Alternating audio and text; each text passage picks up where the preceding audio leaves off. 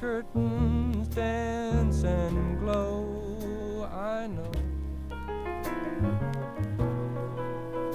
I'm living in a land of sunshine.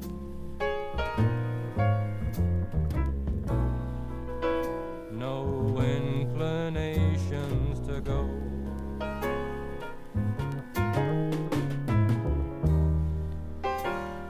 I take my first breath of morning. What a fine spring morning. And it warms me so. I know I'm living in a land of sunshine. Got no inclinations to go.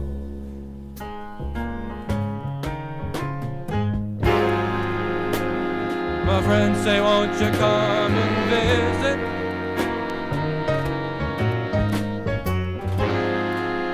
You know your house won't float away. No, it won't.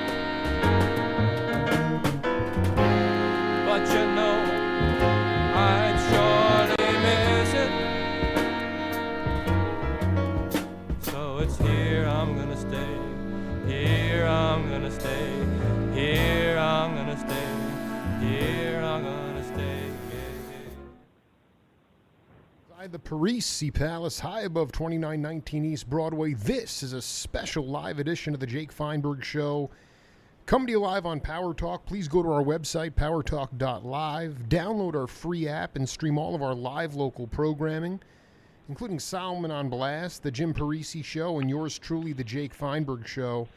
We can't thank you enough for making us part of your day today, and it's a high honor to bring in a guy who has been improvising melodically on the bandstand in both studio and live settings prolifically for the last 5 or 6 decades.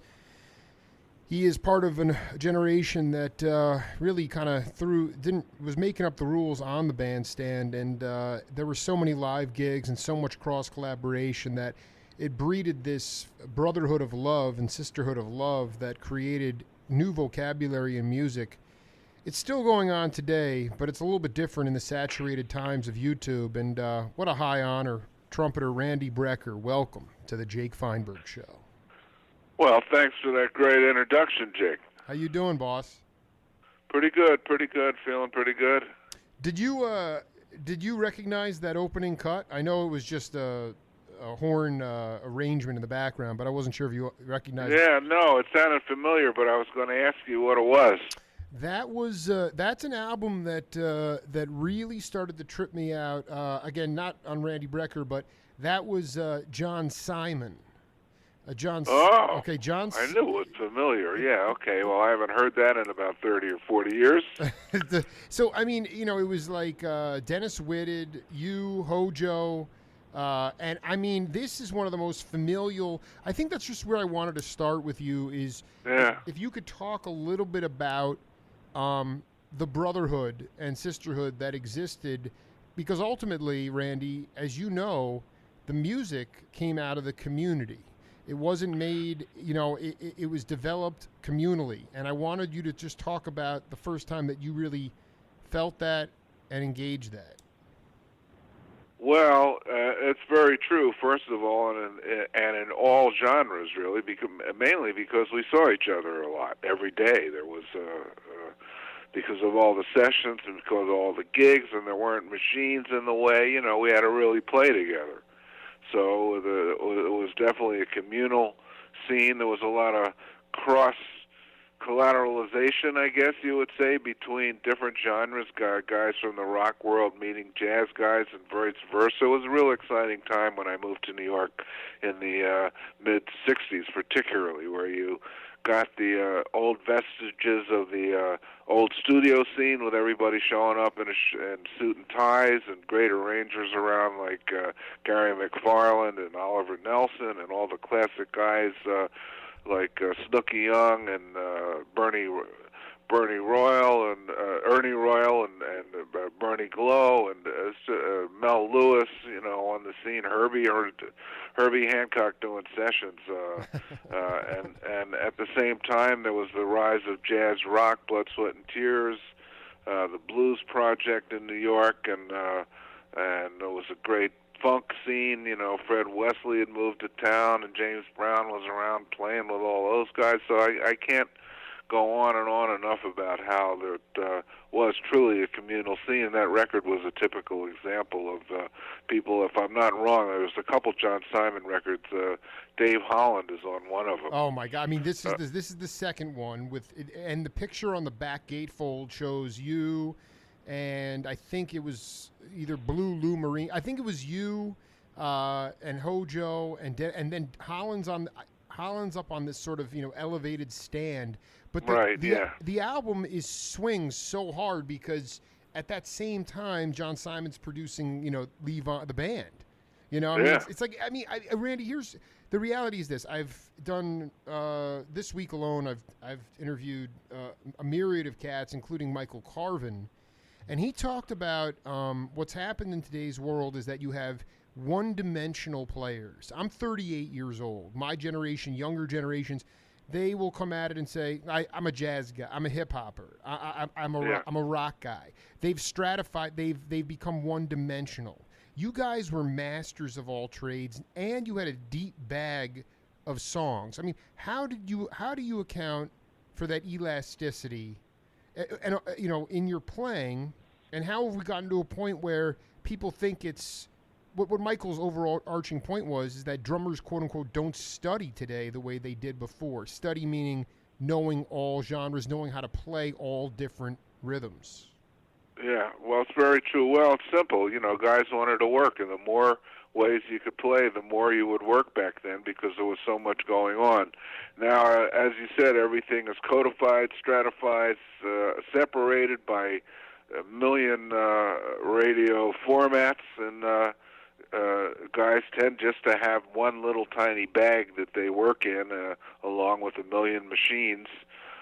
Some guys actually know nothing about music. You wouldn't believe what kind of parts you get sent in the. I do a lot of file sharing, and sometimes I'm amazed at the parts I get sent alone.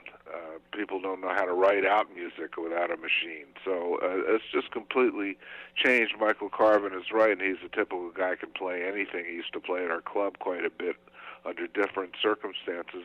But, in a nutshell, you wanted to work, and there was a lot going on, and the more you could do, the more you would work. This is fascinating stuff because I think that what about this idea that have younger cats, any instrument, have we become too reliant on the machine as opposed to humanity? I mean, maybe it's an obvious question, but ultimately, how do you bend that curve backward, especially because the propensity of venues to play at is just shrunk to a point where either you're going to pay to play, you're going to get the door. But I mean, in some ways, Randy, it's like the tragedy in my mind as a non-musician is just when Dizzy and Kenny Clark and and these cats were in in the 50s, they were treated like doctors and lawyers, and they made, Dizzy and Miles, they made good money. They weren't millionaires, but the music, art was treated as a profession. To me now, music is no longer, it's seen as an art form, and therefore it can't be quantified, so therefore it's not a profession. And that's very depressing for me, Yeah, well, it is, and it's also viewed as a gift, a musician's gift to the world. Like we're supposed to hand out our music for free, and that's also not in stride with what I was brought up to do as a player. I don't think people have respect as to how much time and work goes into, number one, practicing your instrument, and number two, trying to write music. It's not like it's not fun in that respect, and we want to be paid for it. It's very time consuming. It's very consuming of your mental energies, and it's something we're proud of and we love to do, but likewise we want to get paid. Also, I think there's to answer an earlier question or an earlier thought, there's almost like parallel realities going on. In pop music, you do have machines ultimately involved in practically every record you hear, even the stuff coming out of Nashville to some extent, although I think that's a little better. That's where kind of the musicians have ended up, and there's still on the newer country scene, there's a lot going on with bands, and I like to hear that. But on the general pop music scene and the urban scene, it's mostly all just hip hop machines with a rapper and one or two guys and scratching. And even when you see a lot of the groups on TV, they're kind of faking it, and that's very sad for me. I like to see a band play. On the jazz scene, I have to say that I would be remiss if I didn't mention that there are just hundreds, maybe thousands of young musicians being spewed out of various jazz educational centers that can really play great. Sure. So, and there's a lot happening in the jazz world. Great bands coming out. I do the jazz cruise every year, and I hear a lot of younger players on the cruise. This guy always comes to Marquise Hill and his band. He's with wonderful trumpet players playing with Marcus Miller now, but he has a wonderful group out of Chicago called the Black Tet. And they're all just really strong players, and there's a lot of that going on too, and they can also just play anything. So it's still alive and well. Live music in the jazz tradition, I think, is alive and well. It's just a question of how do you get the stuff out there and how do you get people to want to pay for it. Is it stuff? It's alive, and there's no doubt that there's a pulse. There's no doubt that they're cranking out technical, proficient cats who are eager to learn. But I'm going to ask you just straight up. I mean, can you develop vocabulary in any musical genre in academia, or does that only occur truly night after night? I mean, on the bandstand. I mean, when you were out for months at a time with Horace Silver, John B. Williams, he was just, I mean, him and Billy would just trade rhythms. That stuff fused into what ultimately became Dreams or Mahavishnu Orchestra. Yeah. It happened on the bandstand. Well, it's very true. What I tell younger players is, and this is what happened basically with us, we got together when we were really young. You know, we were all in our early 20s, and we did get out and play every night and kind of, as comrades, developed our styles as we played. But that also happens, you know, in the schools when I tell kids, look, now's the time. You're in school now, but now's the time for you to go out, find people you like to play with, find a sound, start writing music with people you feel compatible with, and now's the time. Don't wait. That's how it's always been in jazz, where young players get together and probably play the rest of their lives together. From Louis Armstrong up till today, you know, he started out with guys he liked to play together. They played the rest of their lives. Of course, they involved younger players every now and then, but you have to start doing this one way or the other when you're young, and find people you like to play with. That's the main thing. How, in or out of school. Oh, I dig. No, talking to Randy Brecker here on Power Talk Live. Can you just talk about how you learned dynamics in the sense of, you know, because I talked to you talked about pop vocalists before. I talked to Val Garay, the great engineer, and he said literally in today's pop vocalese, there's no dynamic range. There's no low, okay? And yet I listened to again, you guys who play instrumental music, but a lot of it was, and I'm going to take a chance here, but I believe that a lot of it had to do with that when you first came up, a lot of the stuff was unamplified, and your ears really grew from that. So could you talk about how you learned dynamics on the bandstand? Well, we learned dynamic because we needed them to. We couldn't play full volume every night, and it's very true. You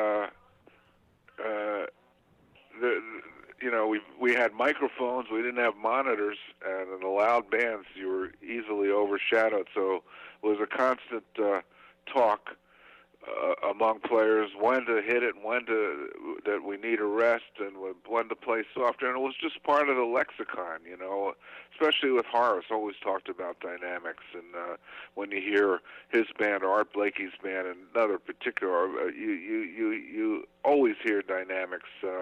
It gave the music that third dimension, so people weren't just playing at the top volume at 11, as they said in Spinal Tap. It was just part of the acoustic music scene, and it was also part of the better jazz rock scene. Can you talk about even prior to Horace, times when you were on the bandstand, maybe the acoustic bass was not amplified? And obviously the other thing that's just intoxicating to me is just this idea that so many of the drummers, your first album, Mickey Roker was on drums. It's like, these cats were not overly reliant on the bass drum to keep time. They were dancing on the cymbals. And to me, it's like, can you share a time pre-Horace when your ears grew the most on the bandstand, and what context that was? Well, that's a good question. Well, I grew up in Philly. I played with a lot of different style of groups. There were a lot of organ trios, and there was always a lot of dynamics in the organ trios because the drummer had to play soft enough to be able to hear organ bass, which isn't even as prevalent as an acoustic bass. It was a subtle thing. So there was always a lot of air in the music in that context, and a lot of space for horns to develop. And good organ players always had a sense of dynamics with the pedal. With the pedals and the volume pedal. And in acoustic jazz bands, it was always the same thing. It was built into the music where you actually saw dynamics. If you were going to repeat the melody, maybe you'd play it a little louder the second time. If there was a fade, you would start the fade softer and let it build up so there just wasn't a double F I dig. Dynamic all the time. Did you? And it's very true. And you had to listen for the bass player. So, and I like to. Dave Holland told me this years ago. Listen from the bottom up. So good drummers didn't want the bass drum to get in the way of the bass. Number one, so they didn't rely on it as much as they used to. And everybody wanted to hear the bass. And I always use Elvin as a perfect example of a guy. He could bash his butt off when he wanted to, but there was always a sense of dynamics and air and space in his music. And if a guy, I don't care who it was, played too loud, he'd snarl at the guy. I remember him seeing that and kind of give an Elvin snarl to, I think it wasn't Liebman, I think it was Steve on the bandstand, who had started to play a solo right after Frank Foster was playing the right dynamic. Grossman came in too loud, and Elvin gave him that snarl, and he got soft quick. Do you relate this to you're just waxing poetic. It's so great to be able to talk to people like yourself and that are just so articulate, and you're always communicating through your instrument anyway. But so the swing bands, Kenton, Goodman, Woody Herman, loud horns, but did that breathing, I know the organ trios were very trendy, Peps, Earl Theater, I know you were there. But, how much, what period of music, I hate using terms, was it modern music in the 50s, otherwise known as bebop? When did that breathing start to come in, and that listening to the bottom? Because I'm telling you, Randy, I go to listen to music now and I wind up staring at the wall because it's like there's not a lot of dynamics. I don't feel a whole lot of soul, or like you said, the levitation breathing. Did it start with the Afro-American bebop rhythm? When did that start? Well, I would say you're answering the question. If you hear early Charlie Parker records, and Miles and Dizzy, there was always that air and space in the music. And I was lucky enough to have a father who was a piano player and a bebopper. So when I was young, I got to hear all these guys live, mostly at a place called the Red Hill Inn, which was in Red Hill, New Jersey. Heard Dizzy there several times, Miles. And, Miles playing with a harmon mute. Just think of that these days. everybody had to play soft. There wasn't amplification. He had to hear himself. Philly Joe, there was always space. PC, you could always hear him. You could always, there was natural dynamics in the band. So they could hear each other. And when Miles put in a harmon mute, it's a great sound. And the secret of the way he played it was he played it softly. He didn't overblow the harmon mute, so it had a nice, firm, round sound. These days you hear guys put in a harmon mute and they can't hear themselves, so the first thing they do is overblow, and it gets that shrill-sounding thing. So just dynamics and music was in evidence. That's all I can say. Guys listened to each other. Well, we have a game on this program called Name That Tune. I want you to listen to your solo here and see how it fits into our current conversation, all right? Okay.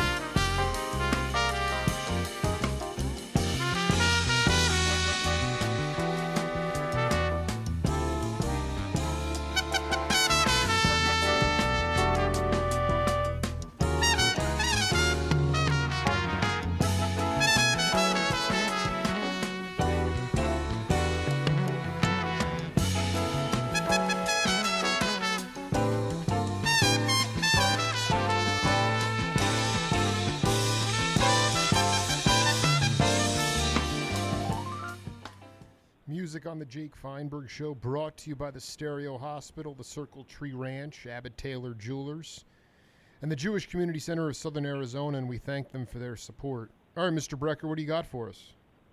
Oh, man. I'm transfixed, but it was hard for me to remember what that was. Maybe a Dries record. I don't know. Oh, trust yourself, man. Yeah, Power. That was it?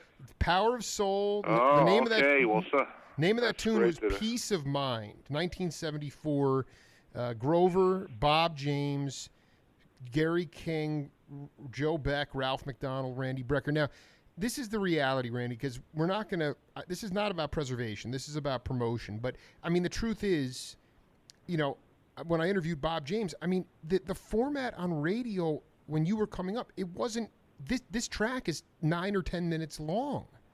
Yeah, you know what I mean? They would play it. And they would play it. It. And the thing about Creed, this is on Kudu, but, I mean, the thing about CTI and those, I mean, Creed loved to let you guys just let that groove go on and on, because at the end, it would become relentless. That's when the stuff would start to cook.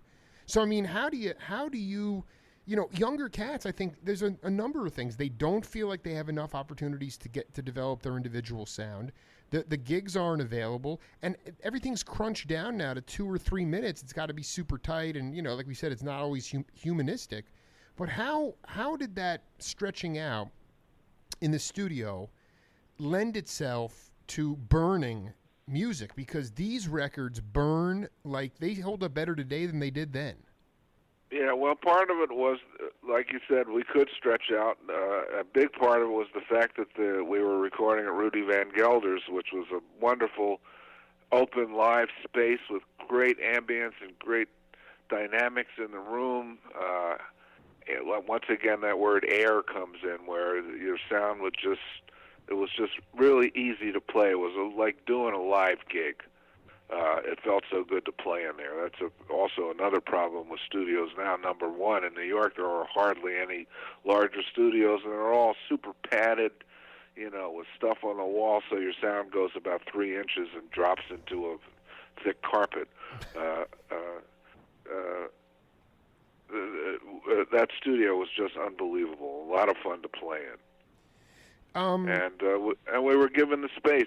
Creed knew how to put bands together and let them just stretch out. If editing was needed to be done, he did it, but he liked to really get as much as he could out of the players. And on that session, we just showed up.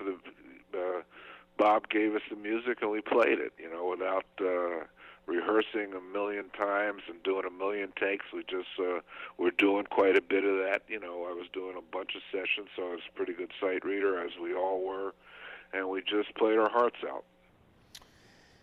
I wanted to talk to you about, I am going to have an opportunity to interview Johnny Talbot. I don't know if you even know that cat, Johnny Talbot and the Fangs.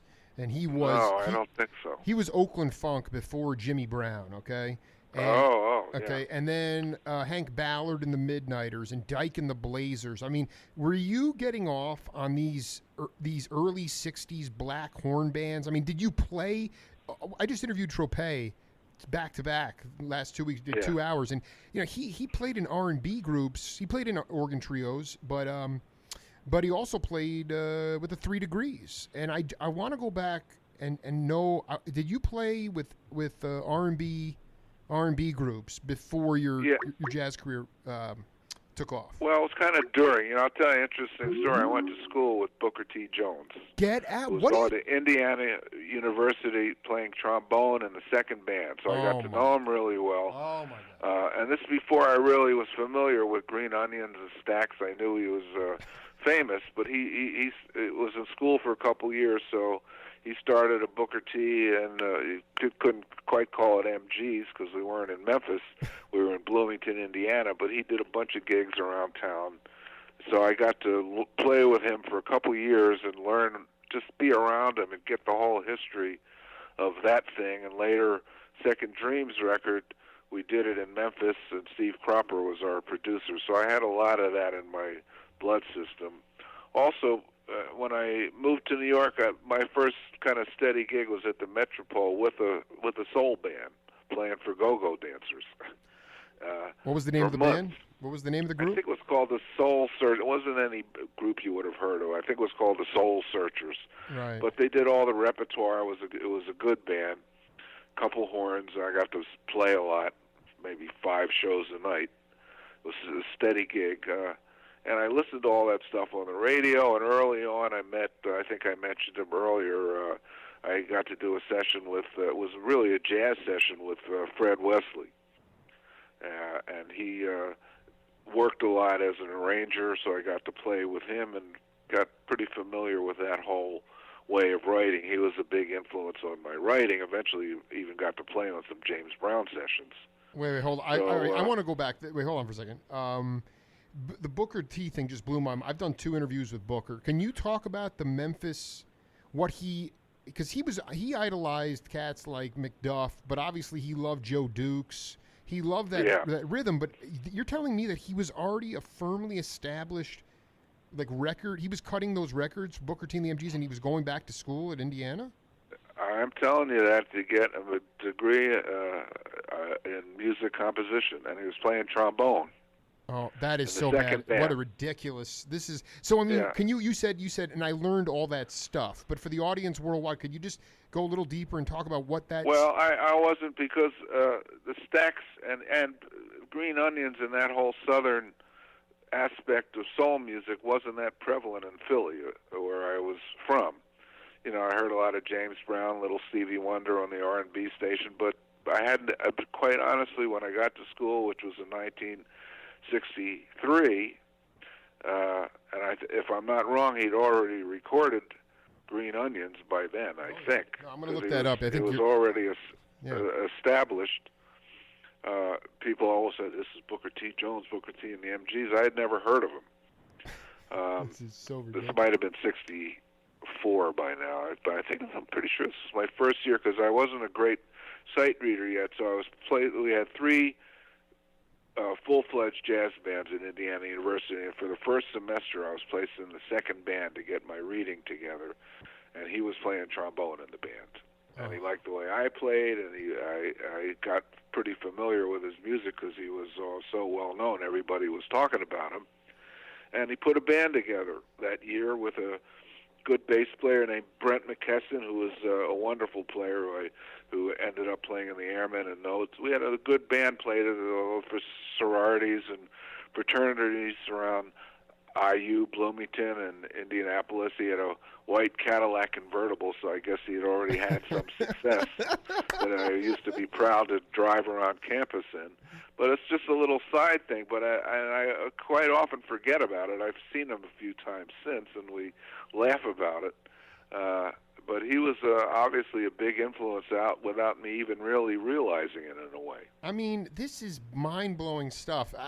So ultimately, you know, going back to that solo on the Peace of Mind, which is a tune that I've been marinating on for probably 17 years now. It's out of that whole album. But I wanted you to talk a little bit about being able to transcend and leave your body, because with the sequencing of ideas, you went on and on and on, but you know, it's about the rudiments. But then ultimately it's like, what do you have to say for yourself? I mean, can you take the audience through how you cultivate a good solo? Well, that has to do with, I think, just really listening. I listen a lot when I'm off the bandstand. I'm listening to music all the time. That's really, in a nutshell, how I learned to play, was by listening, playing along with records, sitting around listening deeply to what each guy's doing, how they respond to each other. And I listen very intently when I'm improvising, and hopefully playing with guys that are great, like on that record, that would feed you ideas and bounce off each other, because that's what really separates the men from the boys, so to speak, when you get guys that really know how to respond to what's going on and to the music that's all surrounding all of us. So you kind of leave Earth for a while and just respond to colors and sound. It's quite fascinating, and I don't know how to explain it in earthly terms almost, because you're responding to something that's without words. I mean, no, I mean, it's absolutely true. I just don't know why your generation was able to do that so consistently within the group context over and over and over again. I mean, yeah, well, we were working a lot. I think that, and just working on the scene. You know, as I came to New York, like I said, in September of '66, and literally got sucked into so many different and using that word, it was I was trying to finish school, but there was so much work around in different genres. Studio work, live thing, playing free at Liedman's Loft and Chick, play for hours just off the top of our head, free music. Go to the next place and it's kind of a straight-ahead bebop session. Go to a studio. It was one day I did a rehearsal with Ornette, and then I had a record date with Johnny Cash playing mariachi trumpets. So, I mean, you can't make this stuff up. Brecker and Cash and Ornette in the same day. Yeah, and Alan Mr. Fabulous Rubin was the other trumpet player, and I forget the tune. It wasn't Ring of Fire. It was after Ring of Fire where he was trying to recreate that hit. So we were playing mariachi trumpets the next thing you know. And that's how it was, man. You just had to be familiar with a lot of different styles of music if you wanted to work. Right. So I mean, that's also, right. I mean, you had to go and, I mean, you know, God, this is mind blowing. I mean, rest in peace, Alan Rubin, too. But you know, yeah, he was a good friend. You know, you had Don Bias, you had Jack DeJohnette, Dave Holland, Bernard Purdy, Chuck. Were you up in Woodstock at a certain point? Were you commuting to the city for gigs? I mean, no, I wasn't living up there, but Sanborn was living there, and there was a place called the Joyous Lake, and I knew John Simon well, he produced the first Blood, Sweat, and Tears record, Child is Father to the Man, and he enjoyed my playing, and he was writing, so he had me up there quite a bit to play his arrangements, and we play at the Joyous Lake with Sanborn and various other people that lived there. So I did spend some time there. I didn't ever live there, but it was a quick trip on a bus to go up there and sleep at someone's house. Usually at I guess Simon's had an extra room. He'd already had a bunch of success producing Bob Dylan by then, so he was a wonderful man. And a very good piano player too. You know. Oh yeah, really good arranger. You know, I did This is a funny story too. Years later, this is probably 30, maybe is about 12, 13 years ago. He called me up to do a club date, a wedding.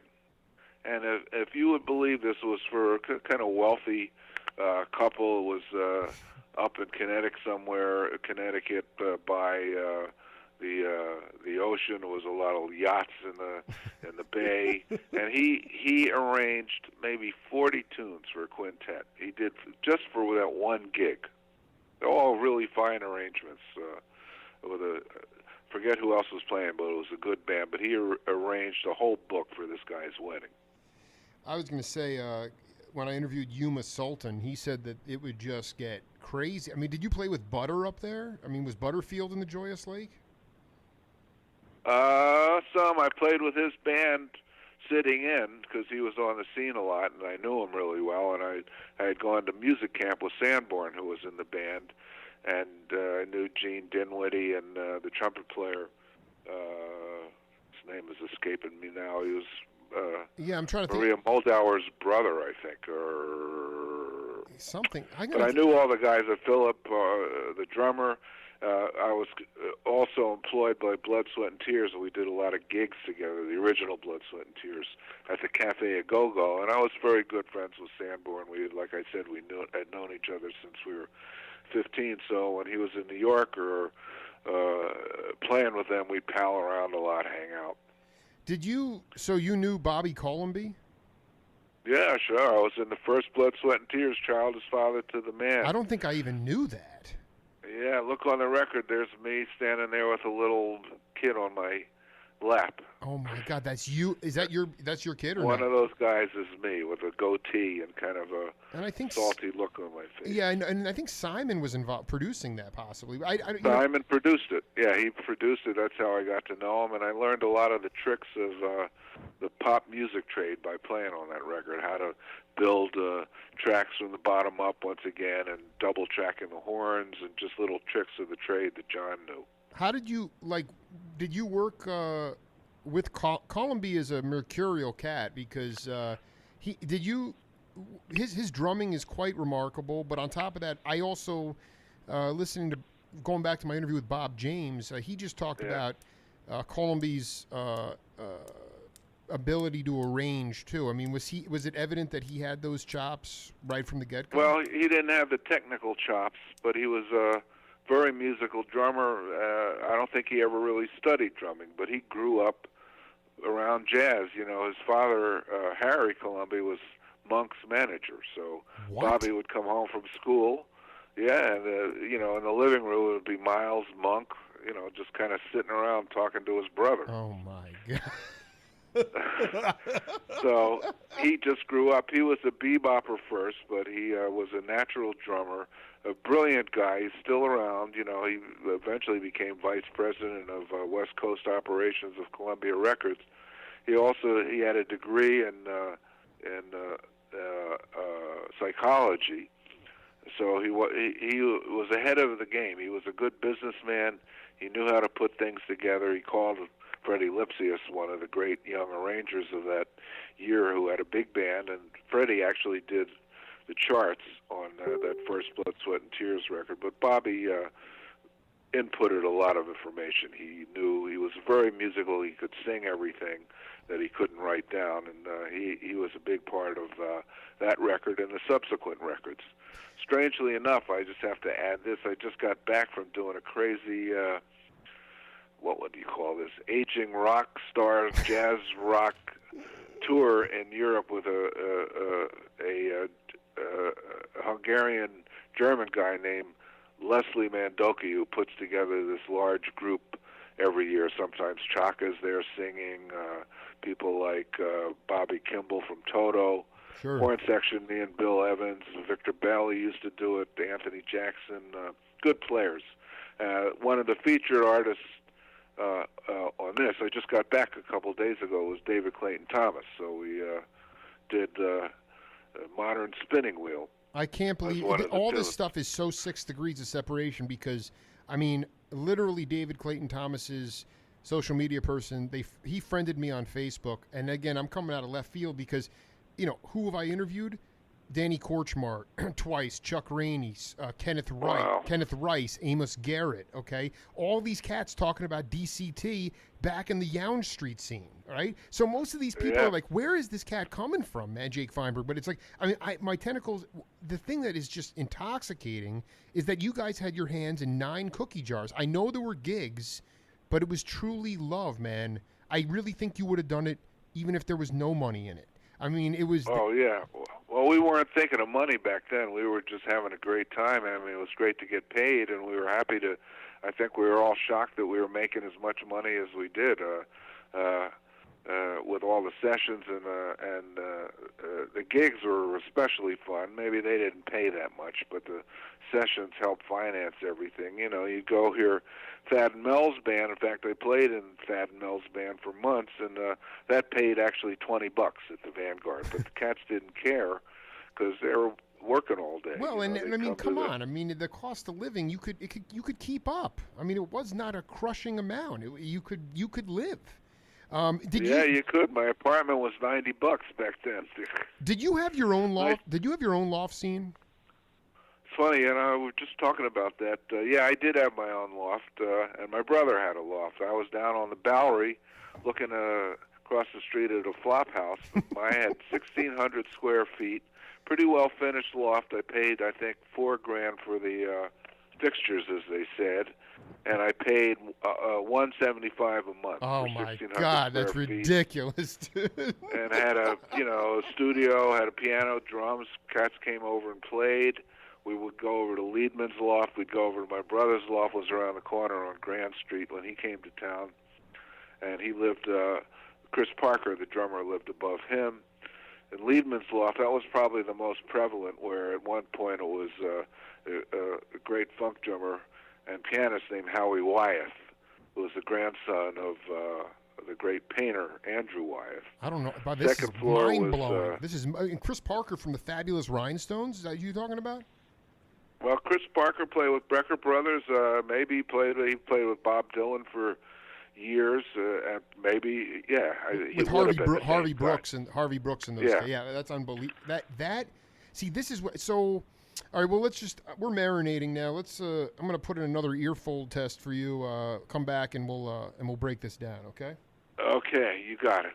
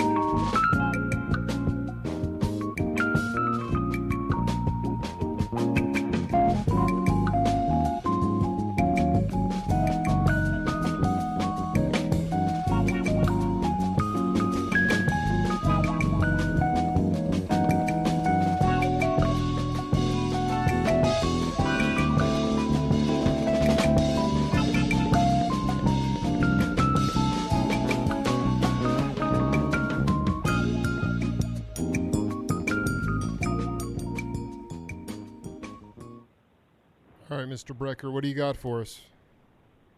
Well, gee, now I'm bollocks. I thought it might still be Idris, but there was guitar in there. Yeah, there was, and I just for the record, I never met the cat. I wasn't born, but George Walker was the wah pedal cat, guitar player. Oh, Okay. man, I don't have any idea in that case. Well, no, I sorry, George recognized Davis. George Davis was his name. I'm sorry. George Davis. Well, let me.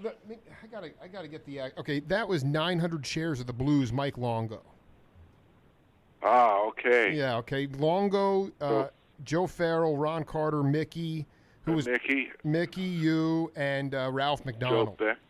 Yeah, I thought it was Ralph. I could hear his little things that he used to do. So I thought that was him, but I thought it was still Bob. It was a little fuzzy in the headpiece. But that was a fun record. That's where Mickey was playing great and was thrilled to play with Ron, and it was good charts. And once again, we were just allowed to play, I want to read you this quote from. I don't know if you ever, maybe you did ever play with Santana at all, but did you? He had a keyboardist for a while named Tommy Coster. And yeah, I played with Tommy, but not with. You played with Tommy? We've done some gigs, throughout the all-star gigs. The aging jazz rock gigs. I love that stuff. Yeah. I want to read you this quote he told me from one of our interviews. He said, "When Tony Williams and Ron Carter came into playing with Miles, they no longer just played straight ahead, ding-a-ding-ding, ding-a-ding-ding, da, dotted eighth note to the 16th note swing. Rather, they broke the time up. That just messed me up. I thought it was so beautiful.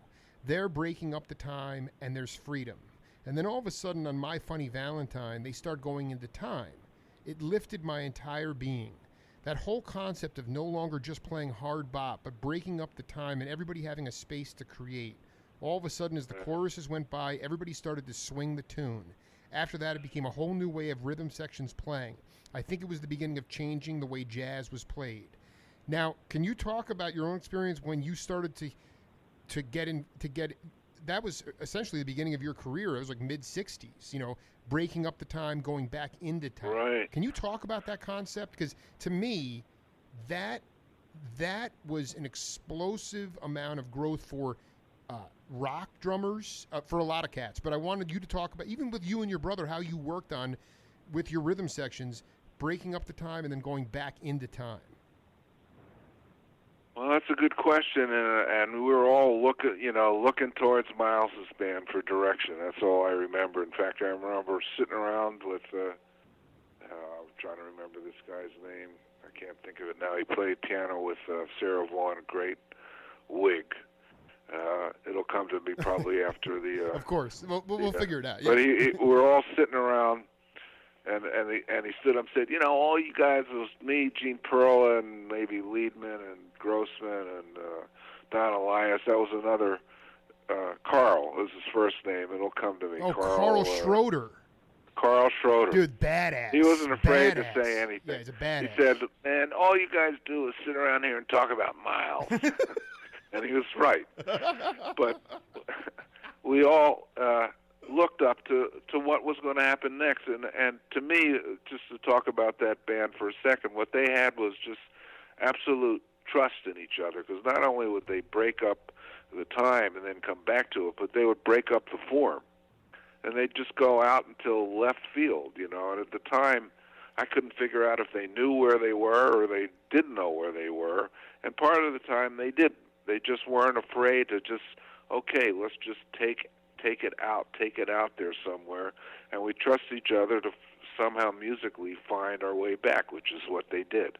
And I always found that just fascinating. They just weren't afraid to take chances and go to territory where no man has gone before, and then find their way back.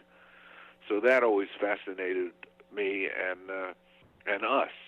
So then, when we tried to play, we tried to imitate and take it out. Particularly when we were doing a lot of playing. There were two main places to play.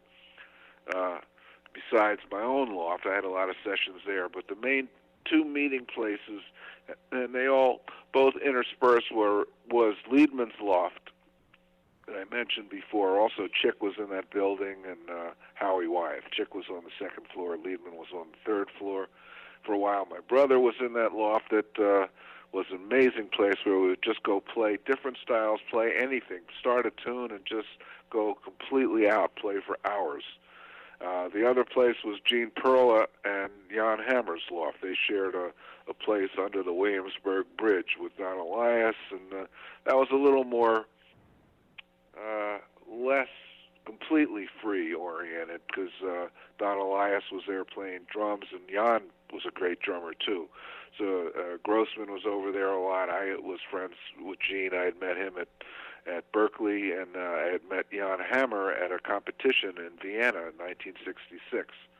We both came over to New York together. So those were the two main session places where we just experimented, like Miles was doing, but we all looked up to him. So you got the scenario pretty closely yeah, I mean, true. listening to Tommy Coster talk, I mean, it's like a meditative thing just listening to him talk, you know, but I guess, like, you know, is it really, does it come down to, we've talked about listening, we've talked about community, but was there anybody like pre-Miles, like in the cool phase of jazz in that early 60s period, like would you say Ornette was a precursor to that, or was that even more free than just breaking up time and going back into time?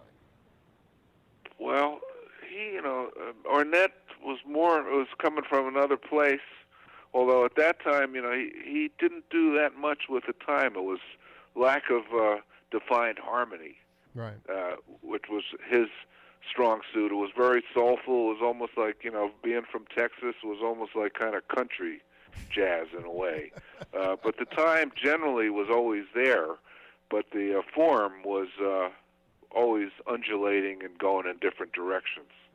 Can you talk about your concept? I love talking to the drummers about this, but it's the idea of the concept that any note can be the one. I mean, the idea that even if you lose yourself within a free-form improvisational jam, if you guys all trust each other and come back in at the same time, any note can ultimately be the one. And I was wondering if you could talk about, I mean, Miles was doing that stuff. Ultimately, it lent itself to some of the psychedelic rock groups of the late 60s. But you guys were masters of that. And to me, people now, there's this propensity to say, I remember interviewing Tom Ledden, Bernie Ledden's brother, and Tom had a gig in L.A. with James Jamerson, and some dude was like getting all finicky, like at a gig, I can't find the one. Where's the one? Where's the one? And Jamerson looked at him and goes, any note can be the one. Well, that's right. That's the thing when you're playing with less experienced musicians, somebody who turns the time around. You've seen it happen, and then they all give each other dirty looks, and the time stays turned around for a while, and they don't know how to get it back, and they're all blaming each other. That doesn't have to happen, because it happens in any circumstance. You just need trust, and, somebody will take the initiative and will do something hip to get out of it. It just comes with experience. That's what I think Miles is, that classic story where Herbie said Miles played something, and Herbie said he played the absolute wrong chord under Miles, and the next note Miles played made the chord right. Exactly. So exactly. No, and the same thing happened with, I just blanked on it now. We'll have to keep, no, it's just, someone said that with Herbie too. It was just a supportive thing, meaning there are no wrong notes as long as you're going to be supported by the group, I mean, can you talk about how your brother infused trust? Like your brother could you talk about the leadership qualities of your brother, Michael Brecker? Well, he, this is kind of a fascinating story because I was away when he really developed the style. When I left home to go to Indiana University, it was in 9th grade, and had just taken 5 or 6 years of clarinet lessons, which he never really took to, although that gave him a great foundation, whether he knew it or not. Studied with a teacher from the Philadelphia Orchestra, Leon Lester, and then discovered cannonball when he was in the 9th grade, and I was taking lessons with Dave Baker, and I would send him some exercises. I was away at Indiana University, and I didn't really hear him play the next 3 or 4 years until I joined Horace in 67 and 68. We were playing at the famed Plugged Nickel in Chicago for 2 weeks. by then Mike had a year at Indiana University under his belt and had his own jazz rock band with the great trumpet player Randy Samke. And their main claim to fame was being kicked out of the Notre Dame Jazz Festival for playing jazz rock instead of jazz. It made downbeat group disqualified at Notre Dame Jazz Festival because they played a jazz rock version of Light My Fire. So some of the judges took umbrage. I think it was maybe it might have been. I don't want to disparage any of the judges, but I think it was Oliver Nelson and the bass player with Oscar Oscar Peterson's bass player. Yeah, I mean, and Dizzy. I can't think of his name. Terrible. Yeah. Senior moment. You know, Ray Brown. Ray. Oh, yeah. Sure. Ray hated it, so they got disqualified. But anyway, they were living down the street and doing some gigs around Chicago, so we decided to have a jam session. I brought Billy Cobb and Benny over to their crash pad where this band was. Randy Samke, wonderful trumpet player back then. The whole band was great. And Mike played, and our jaws just dropped. You know, I had never heard a saxophone played like that. He was, you know, a diamond in the rough. It wasn't fully developed, but he still had the chops. He had kind of this unique way of uniting Train with King Curtis and Junior Walker. I dig. He came I up dig. with both things, and he was already Mike Brecker. So, but I missed that developmental period because I wasn't home. But he was just a natural, I wouldn't say leader, but when he played, you know, he took charge of the whole bandstand. The leadership stuff came, I think, later in life. He never felt he was really ready to do his own solo records until, imagine that, he was like 38, I think, when he did his first solo record, only because he was filled with such humility and thought he was never ready to go out on his own, so to speak, until then. That's a whole other way things have changed these days, where, you know, record companies try to grab 19-year-olds or 11-year-olds.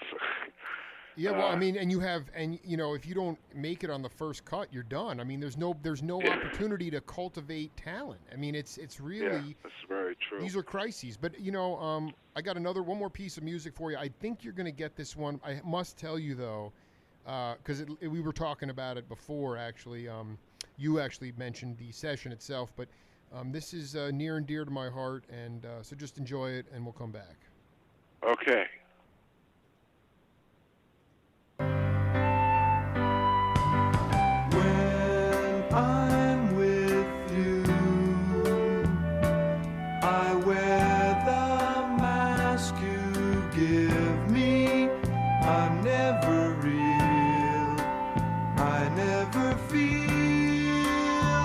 Just pretend, play games in my mind. Can it change? Can't we be? Just be ourselves without fear. When I'm alone, it's just as if you're with me. It's all the same, only a game. I still pretend and hide what I feel. Can it change? Can't we be just ourselves?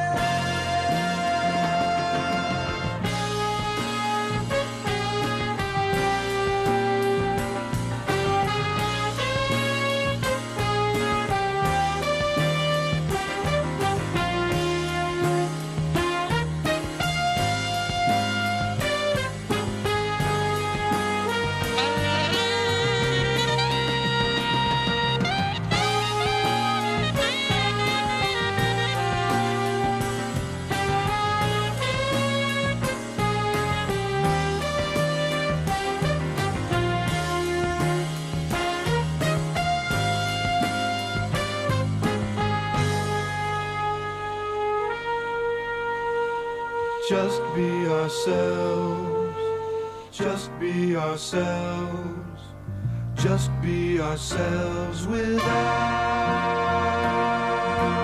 fear. When I'm alone, it's just as if you're with me. It's all the same, only a game. I still pretend and hide what I feel. Can it change? Can't we be just ourselves?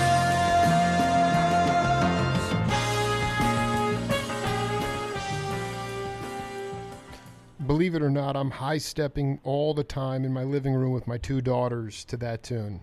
Oh, well, you got me on that one, boy. Okay, well, that is... So you No, that, I know what it is. I still play that tune.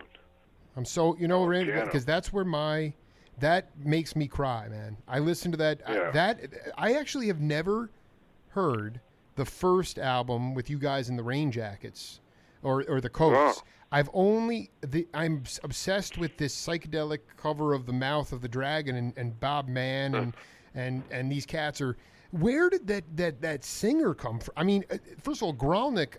I mean, this is the greatest tune.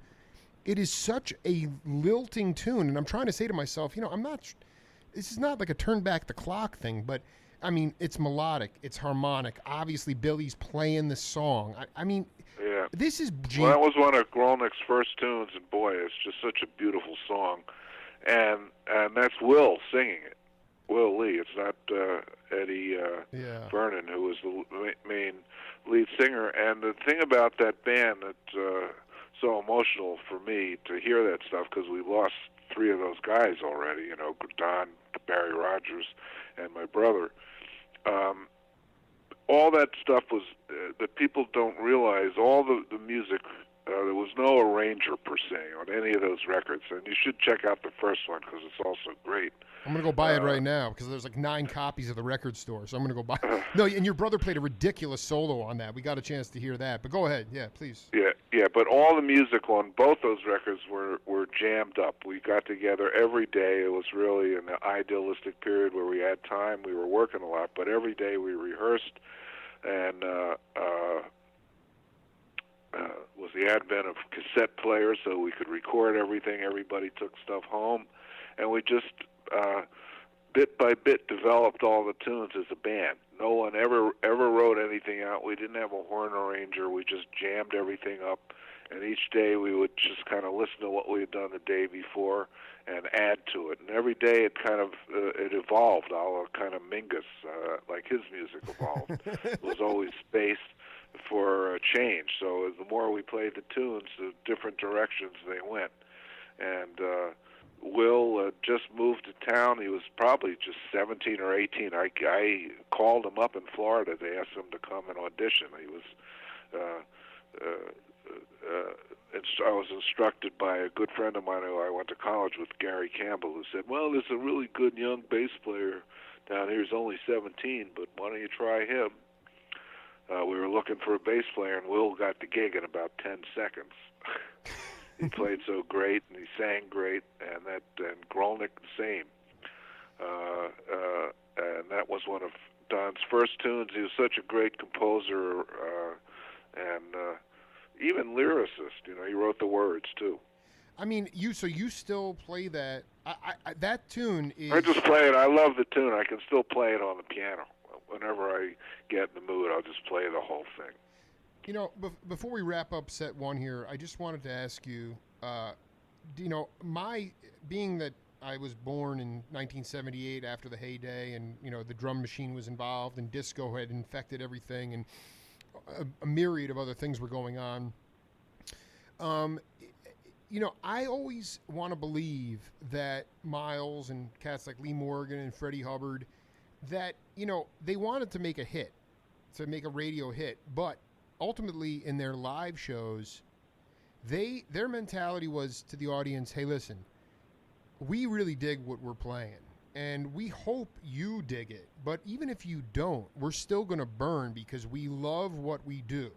As opposed That's to right. okay, as opposed to today with these formulaic, not just tribute bands, but these, Steve Miller, Neil Diamond. I don't want to rag on these cats, but it's like, they're just going out. I talked to Ron Tutt. It's like, they're just playing the same crap because people are paying $75 a ticket because they want to hear the same way it was played on the record.